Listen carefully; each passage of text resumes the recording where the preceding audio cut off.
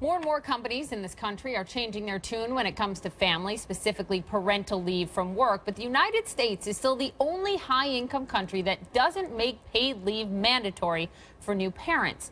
Technology companies seem to be the best when it comes to the treatment of new mothers. Netflix now offers 52 paid weeks of maternity leave.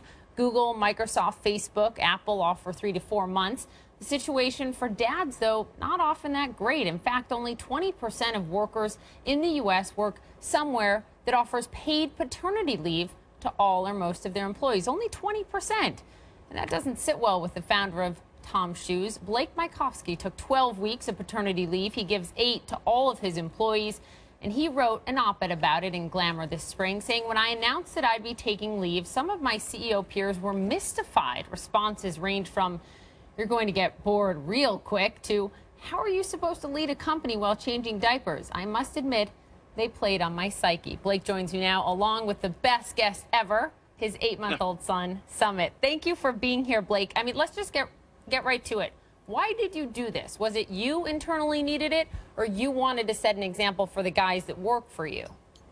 No, we actually, Poppy, launched our paid paternity and maternity leave program about 4 years ago when some of our employees first started becoming moms and dads. So I did this long before I was actually even married, much less becoming a dad. But when my wife did find out that we were pregnant, I made it very clear to the staff and to all my executive team that I would be taking 12 weeks off, and I wanted to use that as a set an example to encourage all the dads at TOMS to take the full paternity leave.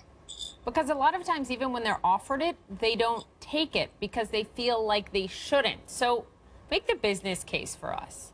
Yeah, that happens a lot. I mean, I think the big business case is if a dad doesn't take it, or if he's not offered it, those first 8 weeks after having a baby, he is so tired at work. He is distracted. He's probably making bad decisions for the business just because of the lack of sleep. And he's also feeling guilty that he's not at home helping his wife, with their newborn child. And so, Right. really think that, that by not taking it, you possibly are not being that productive. And then when you do take it, you come back, I think, more creative, definitely grateful to the company, both from the dad and the mom. And so I think there's a lot of advantages to offering a paternity leave program.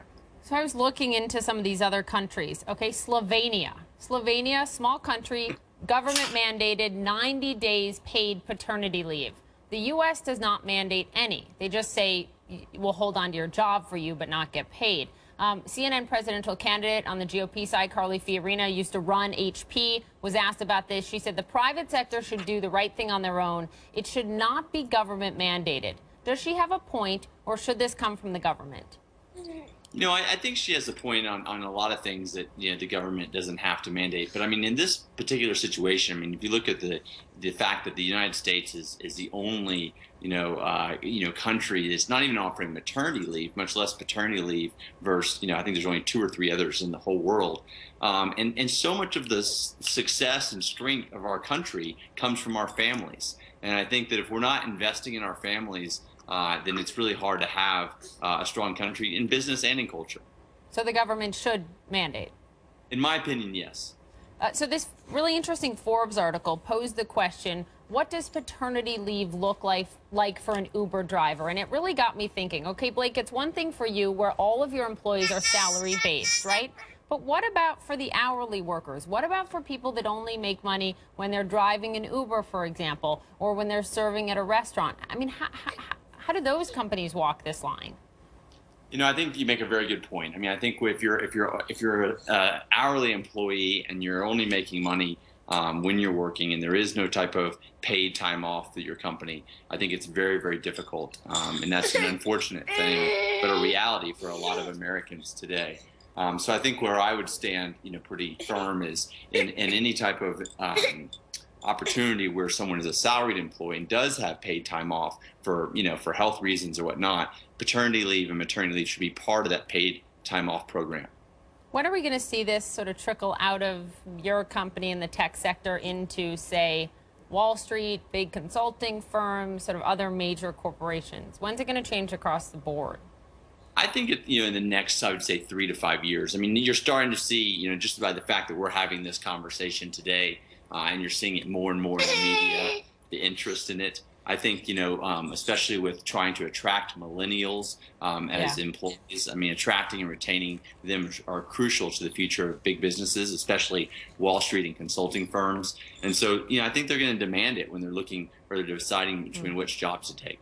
You heard Summit sort of cry out there. He's like, I want every company to do this. Right? Right, Summit? I think so. Thank you. Thanks so much, Blake. See you later. Bye, guys. Thank you so much.